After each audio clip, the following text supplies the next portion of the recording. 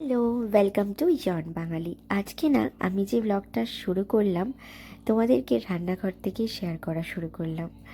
তো এখানে ফার্স্টে আমি একটু পায়েস বানিয়ে নিচ্ছি। তো পায়েস থেকে আশা করি বুঝতে পারছো যে কেন। তো পায়েস হয়ে গেছে, এরপরে আমি বানাবো ইলিশ মাছের ভাপা।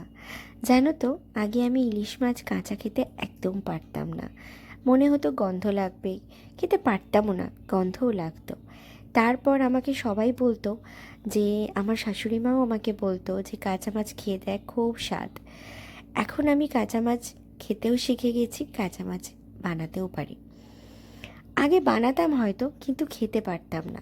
এখন কিন্তু খেতে পারি, বেশ চমৎকার লাগে। এর সাথে করছি মাটন কষা। আজকে যে দিনটা সেটা এবার তোমাদের সাথে শেয়ার করি। আজকে আমার শাশুড়ি মায়ের জন্মদিন।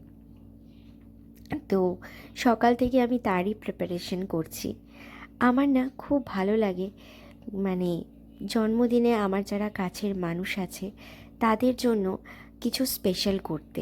এটা না আমার খুব মজা লাগে, খুব ভালো লাগে। আর তাছাড়াও যে মানুষটা বাড়িতে, মায়েরা বাবারা যারা আমাদের পুরো সংসারটাকে এত সুন্দর করে যত্ন করে গুছিয়ে রাখে, তাদের জন্য কিছু করতে পারাটা বা তাদেরকে একটু স্পেশাল ফিল করানোটা, এটা আমার ভীষণ ভালো লাগে।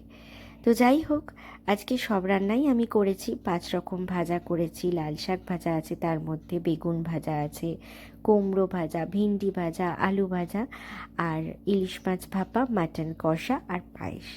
আর ফ্রাইড রাইসও আছে, ফ্রাইড রাইসটা শাশুড়ি মা করেছে। তো এবারে রান্না বান্না সমস্ত কিছু কমপ্লিট হয়ে গেছে।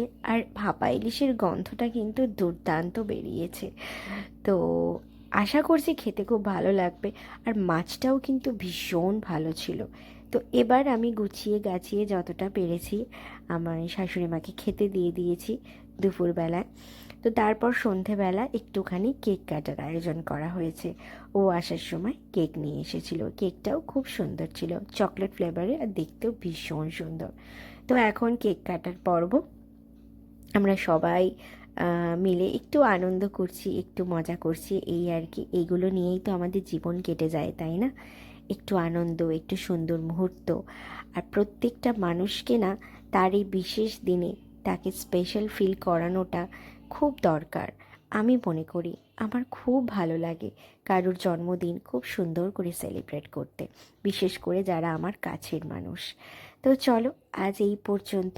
এখানে ব্লগটা আমি শেষ করলাম। কেমন লাগলো আমাকে কমেন্ট করে জানিও তোমরা।